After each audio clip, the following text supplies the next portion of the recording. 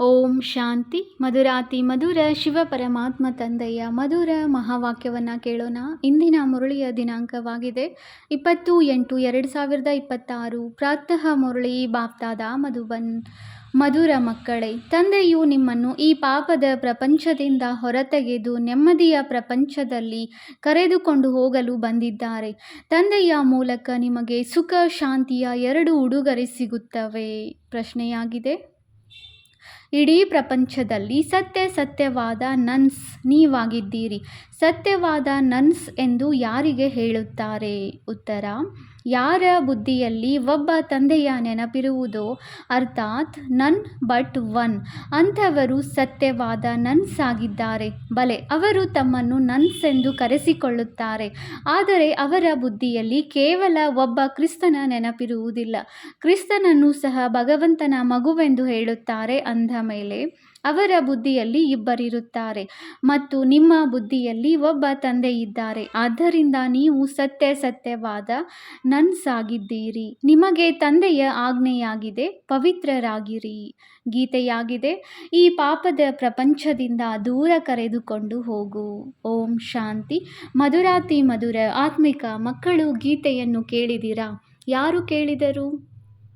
ಆತ್ಮರು. ಆತ್ಮಕ್ಕೆ ಪರಮಾತ್ಮನೆಂದು ಹೇಳಲು ಸಾಧ್ಯವಿಲ್ಲ. ಮನುಷ್ಯನಿಗೆ ಭಗವಂತನೆಂದು ಹೇಳಲಾಗುವುದಿಲ್ಲ. ನೀವೀಗ ಬ್ರಾಹ್ಮಣರಾಗಿದ್ದೀರಿ. ಈಗ ನಿಮಗೆ ದೇವತೆ ಎಂದು ಹೇಳಲಾಗುವುದಿಲ್ಲ. ಬ್ರಹ್ಮನಿಗೂ ಸಹ ದೇವತೆ ಎಂದು ಹೇಳಲು ಸಾಧ್ಯವಿಲ್ಲ. ಬಲೆ, ಬ್ರಹ್ಮ ದೇವತಾಯ ನಮಃ, ವಿಷ್ಣು ದೇವತಾಯ ನಮಃ ಎಂದು ಹೇಳುತ್ತಾರೆ. ಆದರೆ ಬ್ರಹ್ಮ ಮತ್ತು ವಿಷ್ಣುವಿನಲ್ಲಿ ಬಹಳ ಅಂತರವಿದೆ. ವಿಷ್ಣುವಿಗೆ ದೇವತೆ ಎಂದು ಹೇಳುತ್ತಾರೆ, ಬ್ರಹ್ಮನಿಗೆ ದೇವತೆ ಎಂದು ಹೇಳಲು ಸಾಧ್ಯವಿಲ್ಲ. ಏಕೆಂದರೆ ಬ್ರಹ್ಮನು ಬ್ರಾಹ್ಮಣರ ತಂದೆಯಾಗಿದ್ದಾರೆ.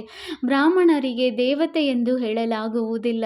ಈ ಮಾತುಗಳನ್ನು ಯಾವುದೇ ಮನುಷ್ಯರಿಗೆ ತಿಳಿಸಲು ಸಾಧ್ಯವಿಲ್ಲ. ಭಗವಂತನೇ ತಿಳಿಸುತ್ತಾರೆ. ಮನುಷ್ಯರು ಅಂಧಶ್ರದ್ಧೆಯಿಂದ ಏನು ಬಂದರೆ ಅದನ್ನು ಹೇಳಿಬಿಡುತ್ತಾರೆ. ಈಗ ನೀವು ಮಕ್ಕಳು ತಿಳಿದುಕೊಂಡಿದ್ದೀರಿ. ಆತ್ಮಿಕ ತಂದೆಯು ನಾವು ಮಕ್ಕಳಿಗೆ ಓದಿಸುತ್ತಿದ್ದಾರೆ. ತಮ್ಮನ್ನು ಆತ್ಮನೆಂದು ತಿಳಿದುಕೊಳ್ಳಬೇಕಾಗಿದೆ. ನಾನಾತ್ಮನು ಈ ಶರೀರವನ್ನು ತೆಗೆದುಕೊಳ್ಳುತ್ತೇನೆ. ನಾನಾತ್ಮನು 84 ಜನ್ಮಗಳನ್ನು ಪಡೆದಿದ್ದೇನೆ. ಎಂತೆಂತಹ ಕರ್ಮ ಮಾಡುವರೋ ಅದರಂತೆ ಶರೀರ ಸಿಗುತ್ತದೆ.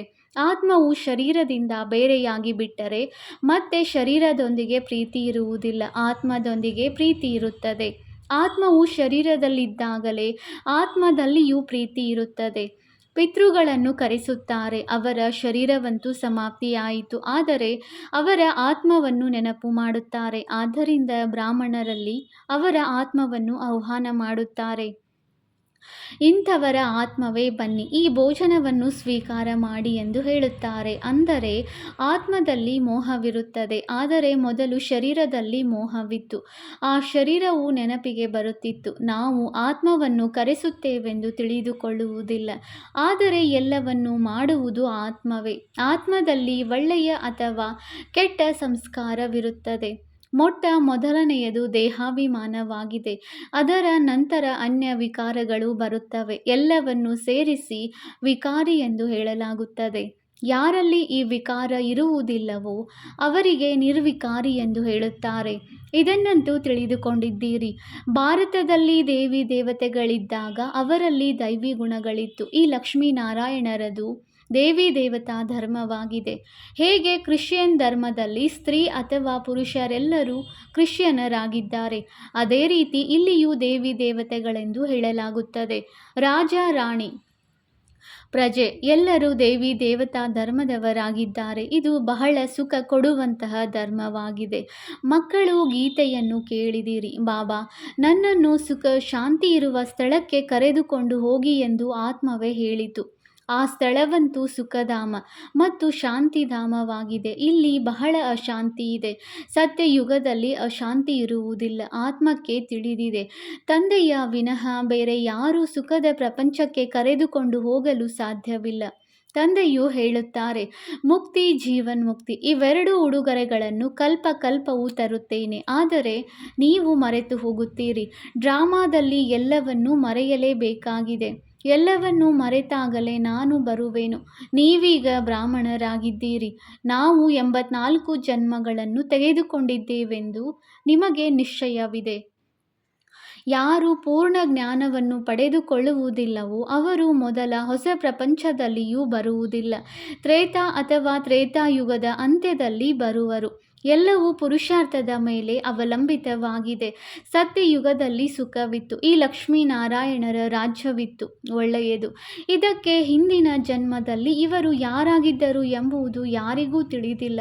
ಮೊದಲ ಜನ್ಮದಲ್ಲಿ ಇವರು ಬ್ರಾಹ್ಮಣರಾಗಿದ್ದರು. ಅದಕ್ಕೂ ಮೊದಲು ಶೂದ್ರರಾಗಿದ್ದರು. ನೀವು ವರ್ಣಗಳ ಮೇಲೆ ಬಹಳ ಚೆನ್ನಾಗಿ ತಿಳಿಸಬಹುದು.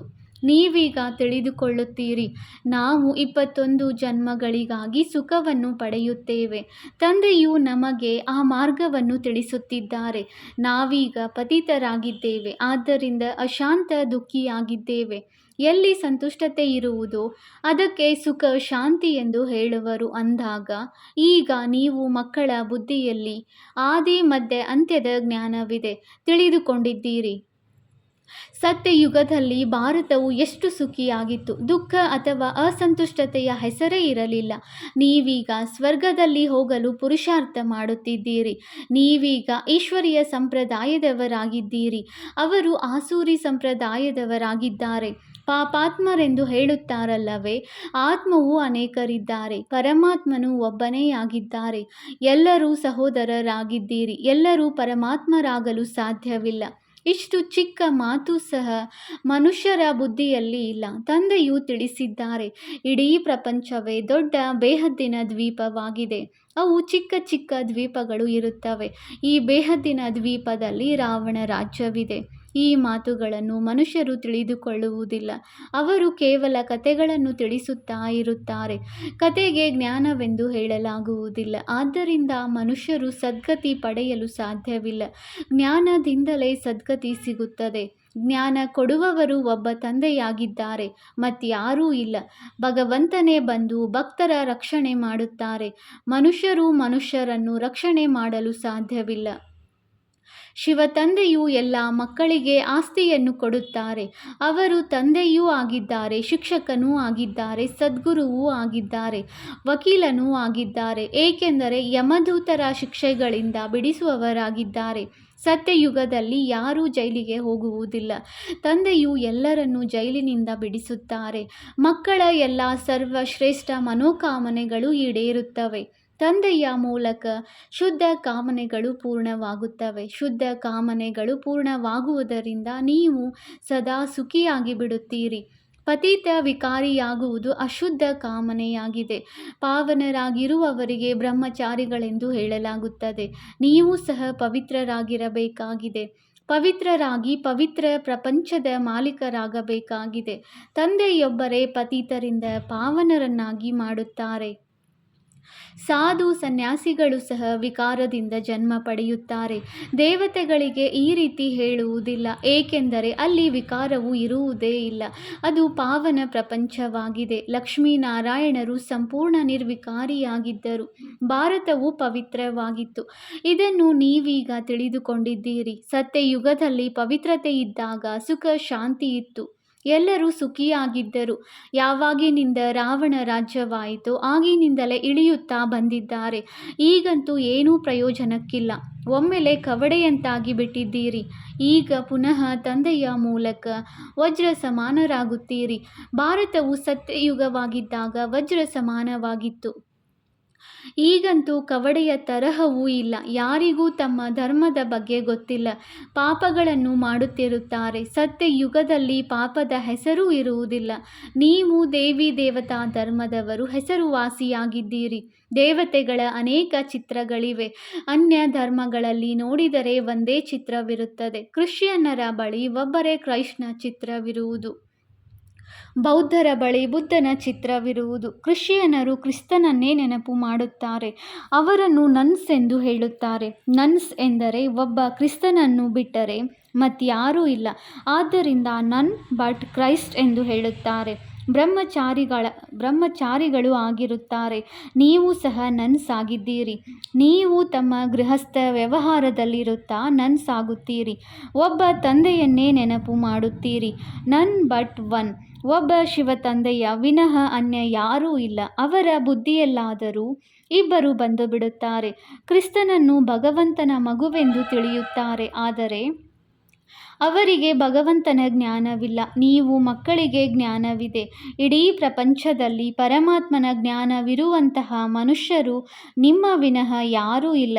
ಪರಮಾತ್ಮನು ಎಲ್ಲಿರುತ್ತಾರೆ, ಯಾವಾಗ ಬರುತ್ತಾರೆ, ಅವರ ಪಾತ್ರವೇನು ಎಂಬುದು ಯಾರಿಗೂ ತಿಳಿದಿಲ್ಲ. ಭಗವಂತನಿಗೆ ಎಲ್ಲವನ್ನೂ ಬಲ್ಲವರೆಂದು ಹೇಳುತ್ತಾರೆ. ಇದರಿಂದ ಅವರು ನಮ್ಮ ಹೃದಯದ ಮಾತನ್ನು ತಿಳಿದುಕೊಳ್ಳುತ್ತಾರೆಂದು ಮನುಷ್ಯರು ತಿಳಿಯುತ್ತಾರೆ.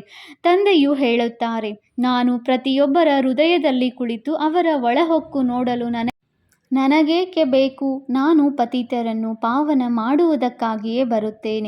ಒಂದು ವೇಳೆ ಯಾರಾದರೂ ಪವಿತ್ರವಾಗಿರುವುದಿಲ್ಲ, ಅಸತ್ಯವನ್ನು ಹೇಳುತ್ತಾರೆಂದರೆ ತಮಗೆ ನಷ್ಟವನ್ನುಂಟು ಮಾಡಿಕೊಳ್ಳುತ್ತಾರೆ. ದೇವತೆಗಳ ಸಭೆಯಲ್ಲಿ ಅಸುರರು ಹೋಗಿ ಕುಳಿತುಕೊಳ್ಳುತ್ತಿದ್ದರು. ಅಲ್ಲಿ ಅಮೃತವನ್ನು ಹಂಚಲಾಗುತ್ತಿತ್ತು. ಯಾರೋ ವಿಕಾರದಲ್ಲಿ ಹೋಗಿ ಮತ್ತೆ ಬಚ್ಚಿಟ್ಟುಕೊಂಡು ಬಂದು ಕುಳಿತುಕೊಂಡರು. ಆದ್ದರಿಂದ ಅವರು ಅಸುರರಾಗಿ ಬಿಟ್ಟರು ಎಂದು ಗಾಯನವಿದೆ. ಅಂದರೆ ತಾವೇ ತಮ್ಮ ಪದವಿಯನ್ನು ಭ್ರಷ್ಟ ಮಾಡಿಕೊಳ್ಳುತ್ತಾರೆ. ಪ್ರತಿಯೊಬ್ಬರೂ ತಮ್ಮ ಪುರುಷಾರ್ಥ ಮಾಡಬೇಕಾಗಿದೆ. ಇಲ್ಲವಾದರೆ ತಮ್ಮದೇ ಸತ್ಯನಾಶ ಮಾಡಿಕೊಳ್ಳುವರು. ಅನೇಕರು ಹೀಗೆ ಬಚ್ಚಿಟ್ಟುಕೊಂಡು ಕುಳಿತುಕೊಳ್ಳುತ್ತಾರೆ. ನಾವು ವಿಕಾರದಲ್ಲಿ ಹೋಗುವುದಿಲ್ಲವೆಂದು ಹೇಳುತ್ತಾರೆ, ಆದರೆ ವಿಕಾರದಲ್ಲಿ ಹೋಗುತ್ತಿರುತ್ತಾರೆ. ಹೀಗೆ ತಮಗೆ ತಾವೇ ಮೋಸ ಮಾಡಿಕೊಳ್ಳುತ್ತಾರೆ, ತಮ್ಮದೇ ಸತ್ಯನಾಶ ಮಾಡಿಕೊಳ್ಳುತ್ತಾರೆ. ಪರಮಪಿತ ಪರಮಾತ್ಮನ ಬಲಭುಜ ಧರ್ಮರಾಜನಾಗಿದ್ದಾರೆ. ಧರ್ಮರಾಜನ ಮುಂದೆ ಸುಳ್ಳು ಹೇಳಿದರೆ ತಾವೇ ಶಿಕ್ಷೆಗೆ ಭಾಗಿಗಳಾಗುತ್ತಾರೆ. ಬಹಳಷ್ಟು ಸೇವಾ ಕೇಂದ್ರಗಳಲ್ಲಿಯೂ ಇಂಥವರು ಇರುತ್ತಾರೆ. ತಂದೆಯು ಯಾವಾಗ ಮೊದಲ ಬಾರಿ ದೆಹಲಿಗೆ ಹೋಗಿದ್ದಾಗ ಒಬ್ಬ ವ್ಯಕ್ತಿಯು ನಿತ್ಯವೂ ಬರುತ್ತಿದ್ದರು ಮತ್ತು ವಿಕಾರದಲ್ಲಿ ಹೋಗುತ್ತಿದ್ದರು. ಪವಿತ್ರರಾಗಿ ಇರಲು ಸಾಧ್ಯವಿಲ್ಲವೆಂದರೆ ತಾವೇಕೆ ಬರುತ್ತೀರಿ ಎಂದು ಕೇಳಲಾಯಿತು. ಆಗ ಅವರು ಈ ರೀತಿ ಹೇಳಿದರು, ನಾನು ಬರದಿದ್ದರೆ ಮುಂದೆ ಹೇಗೆ ನಿರ್ವಿಕಾರಿಯಾಗುವೆನು? ಪವಿತ್ರತೆಯು ಇಷ್ಟವಾಗುತ್ತದೆ, ಆದರೆ ಪವಿತ್ರವಾಗಿರಲು ಸಾಧ್ಯವಾಗುತ್ತಿಲ್ಲ. ಕೊನೆಗೊಂದು ದಿನ ಸುಧಾರಣೆಯಾಗುವೆನು. ಒಂದು ವೇಳೆ ಬರುವುದನ್ನು ಬಿಟ್ಟರೆ ನನ್ನ ದೋಣಿಯು ಸಿಕ್ಕಿಹಾಕಿಕೊಳ್ಳುವುದು. ಮತ್ಯಾವುದೇ ಮಾರ್ಗವೂ ಇಲ್ಲ. ಆದ್ದರಿಂದ ನಾನು ಇಲ್ಲಿಗೆ ಬರಬೇಕಾಗುತ್ತದೆ ಎಂದರು. ತಂದೆಯು ತಿಳಿಸುತ್ತಾರೆ, ನೀವು ವಾಯುಮಂಡಲವನ್ನು ಹಾಳು ಮಾಡುತ್ತೀರಿ. ಎಲ್ಲಿಯವರೆಗೆ ಈ ರೀತಿ ಬರುತ್ತಾ ಇರುತ್ತೀರಿ? ಯಾರು ಪಾವನರಾಗುವರೋ ಅವರಿಗೆ ಪತಿತರೊಂದಿಗೆ ತಿರಸ್ಕಾರ ಬರುತ್ತದೆ. ಬಾಬಾ ಇವರ ಕೈಯಿಂದ ತಯಾರಿಸಿದ ಆಹಾರವು ಇಷ್ಟವಾಗುವುದಿಲ್ಲವೆಂದು ಹೇಳುತ್ತಾರೆ. ತಂದೆಯು ಯುಕ್ತಿಯನ್ನು ತಿಳಿಸಿದ್ದಾರೆ. ಆಹಾರ ಪಾನೀಯಗಳ ವಿಷಯಗಳಲ್ಲಿ ಕಿರಿಕಿರಿಯಾದರೆ ನೌಕರಿಯನ್ನೇ ಬಿಟ್ಟು ಬಿಡುತ್ತೇವೆಂದು ಹೇಳುವುದಲ್ಲ, ಯುಕ್ತಿಯಿಂದ ನಡೆಯಬೇಕಾಗುತ್ತದೆ. ಯಾರಿಗಾದರೂ ತಿಳಿಸಿದರೆ ಅವರು ಮುನಿಸಿಕೊಳ್ಳುತ್ತಾರೆ. ಹೇಗೆ ಪವಿತ್ರರಾಗಿರುವುದು? ಇದನ್ನು ಎಂದೂ ಕೇಳಿರುವುದಿಲ್ಲ. ಸನ್ಯಾಸಿಗಳು ಇರಲು ಸಾಧ್ಯವಿಲ್ಲ. ಯಾವಾಗ ಮನೆ ಮಠಗಳನ್ನು ಬಿಟ್ಟು ಹೋಗುವರೋ ಆಗ ಪವಿತ್ರರಾಗಿರಲು ಸಾಧ್ಯ ಎಂದು ತಿಳಿದುಕೊಳ್ಳುತ್ತಾರೆ. ಆದರೆ ಇಲ್ಲಿ ಪತಿತ ಪಾವನ ಪರಮಪಿತ ಪರಮಾತ್ಮನೇ ಓದಿಸುತ್ತಾರೆಂದು ತಿಳಿದಿಲ್ಲ, ನಂಬುವುದಿಲ್ಲ. ಆದ್ದರಿಂದ ವಿರೋಧ ಮಾಡುತ್ತಾರೆ. ಶಿವ ತಂದೆಯು ಬ್ರಹ್ಮರವರ ತನುವಿನಲ್ಲಿ ಬರುತ್ತಾರೆ ಎಂಬುದು ಯಾವುದೇ ಶಾಸ್ತ್ರದಲ್ಲಾದರೂ ತೋರಿಸಿ ಎನ್ನುತ್ತಾರೆ. ಇದಂತೂ ಗೀತೆಯಲ್ಲಿ ಬರೆಯಲ್ಪಟ್ಟಿದೆ. ನಾನು ಸಾಧಾರಣ ವೃದ್ಧನ ತನುವಿನಲ್ಲಿ ಬರುತ್ತೇನೆ. ಅವರು ಬ್ರಹ್ಮ ತಂದೆಯವರು ತನ್ನ ಜನ್ಮಗಳನ್ನೇ ಅರಿತುಕೊಂಡಿಲ್ಲ. ಇದಂತೂ ಬರೆಯಲ್ಪಟ್ಟಿದೆ. ಅಂದ ಮೇಲೆ ಪರಮಾತ್ಮನು ಮನುಷ್ಯನ ತನುವಿನಲ್ಲಿ ಹೇಗೆ ಬರುತ್ತಾರೆಂದು ನೀವು ಹೇಗೆ ಹೇಳುವಿರಿ? ಪತಿತ ತನುವಿನಲ್ಲಿಯೇ ಬಂದು ಮಾರ್ಗವನ್ನು ತಿಳಿಸುತ್ತಾರಲ್ಲವೇ? ಮೊದಲು ಸಹ ಬಂದಿದ್ದರು ಮತ್ತು ನನ್ನೊಬ್ಬನನ್ನೇ ನೆನಪು ಮಾಡಿರಿ ಎಂದು ತಿಳಿಸಿದ್ದರು.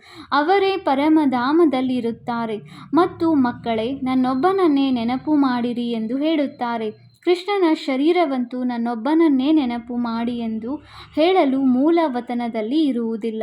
ಒಬ್ಬ ಪರಮಪಿತ ಪರಮಾತ್ಮನೇ ಸಾಧಾರಣ ತನುವಿನಲ್ಲಿ ಪ್ರವೇಶ ಮಾಡಿ ನೀವು ಮಕ್ಕಳಿಗೆ ತಿಳಿಸುತ್ತಾರೆ, ಮಕ್ಕಳೇ ನನ್ನೊಬ್ಬನನ್ನೇ ನೆನಪು ಮಾಡಿರಿ, ಆಗ ಈ ಯೋಗಾಗ್ನಿಯಿಂದ ನಿಮ್ಮ ಪಾಪಗಳು ಭಸ್ಮವಾಗುತ್ತವೆ. ಆದ್ದರಿಂದಲೇ ನನಗೆ ಪತಿತ ಪಾವನನೆಂದು ಹೇಳುತ್ತಾರೆ. ಅವಶ್ಯವಾಗಿ ಆತ್ಮರ ಪತಿತ ಪಾವನನೇ ಆಗಿರಬೇಕಲ್ಲವೇ?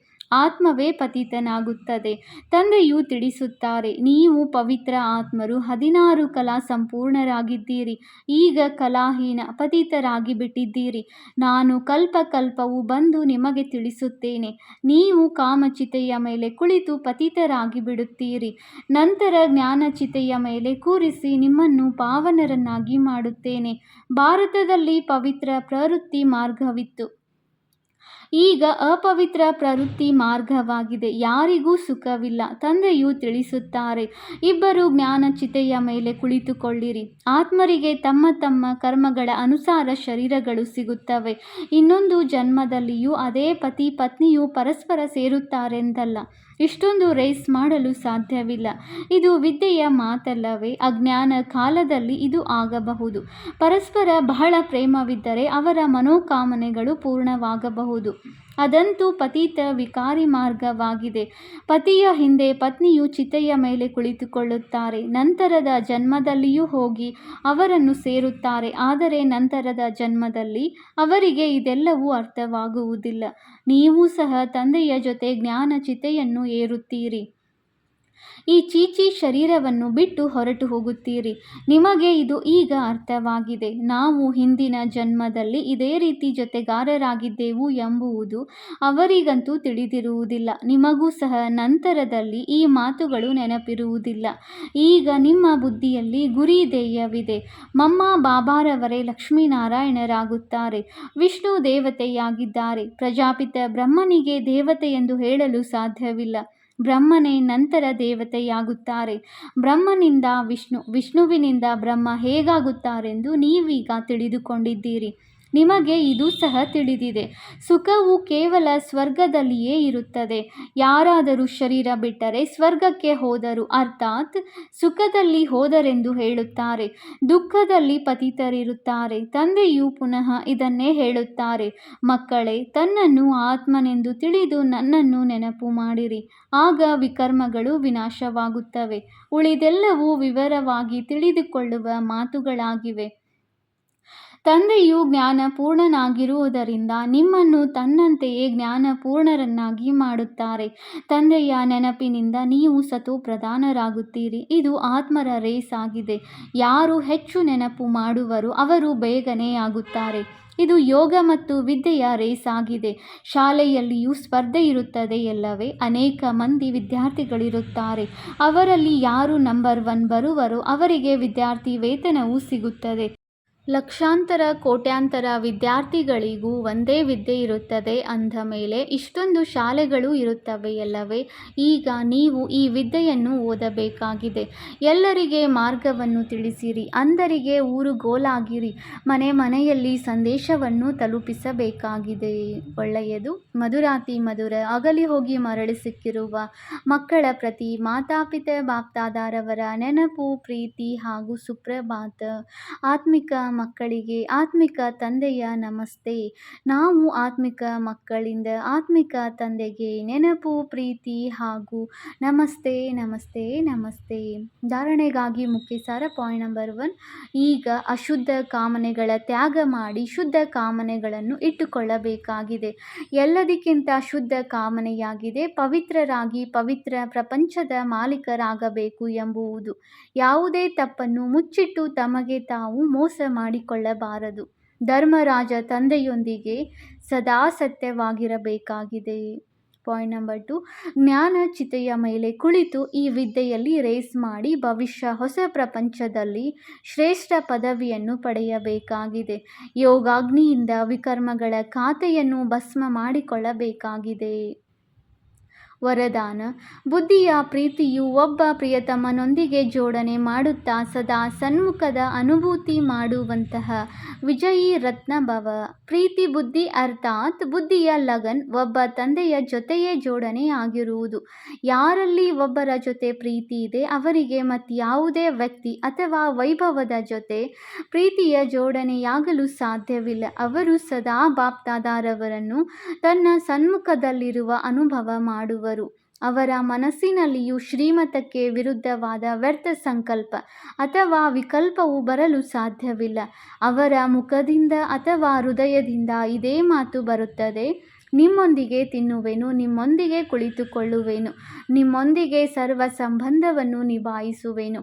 ಇಂತಹ ಪ್ರೀತಿ ಬುದ್ಧಿ ಇರುವವರೇ ಸದಾ ವಿಜಯಿ ರತ್ನಗಳಾಗುವರು. ಸ್ಲೋಗನ್: ಬೇಕು ಬೇಕು ಎಂಬ ಸಂಕಲ್ಪ ಬರುವುದು ಸಹ ರಾಯಲ್ ರೂಪದಿಂದ ಬೇಡುವುದಾಗಿದೆ. ಅವ್ಯಕ್ತ ಸೂಚನೆ: ಅಪವಿತ್ರತೆಯ ಬೀಜವನ್ನು ಸಮಾಪ್ತಿ ಮಾಡಿ ಸಂಪೂರ್ಣ ಸ್ವಚ್ಛ ಪವಿತ್ರ ಆಗಿರಿ. ಸಂಗಮ ಯುಗದಲ್ಲಿ ಬಾಪ್ತಾದ ಎಲ್ಲ ಮಕ್ಕಳಿಗೂ ಮೊದಲ ವ್ರತ ಕೊಟ್ಟರು, ಸಂಪೂರ್ಣ ಪವಿತ್ರ ಭವ. ಈ ಪವಿತ್ರತೆಯ ವ್ರತ ಕೇವಲ ಬ್ರಹ್ಮಚರ್ಯದ ವ್ರತ ಅಲ್ಲ, ಆದರೆ ಬ್ರಹ್ಮ ತಂದೆಯ ಸಮಾನ. ಪ್ರತಿಯೊಂದು ಮಾತಿನಲ್ಲಿ ಪವಿತ್ರತೆಯ ವೈಬ್ರೇಷನ್ ಸಮಾವೇಶವಾಗಿರಬೇಕು. ಪ್ರತಿ ಸಂಕಲ್ಪದಲ್ಲಿ ಪವಿತ್ರತೆಯ ಮಹತ್ವ ಇರಬೇಕು. ಪ್ರತಿ ಕರ್ಮದಲ್ಲಿ ಕರ್ಮಯೋಗಿ ಜೀವನದ ಅನುಭವ ಆಗಬೇಕು. ಇದಕ್ಕೆ ಹೇಳಲಾಗುತ್ತದೆ ಬ್ರಹ್ಮಚಾರಿಯಿಂದ ಬ್ರಹ್ಮಚಾರಿ, ಬ್ರಹ್ಮಚಾರಿಯಿಂದ ಬ್ರಹ್ಮ ಆಚಾರಿ. ಓಂ ಶಾಂತಿ.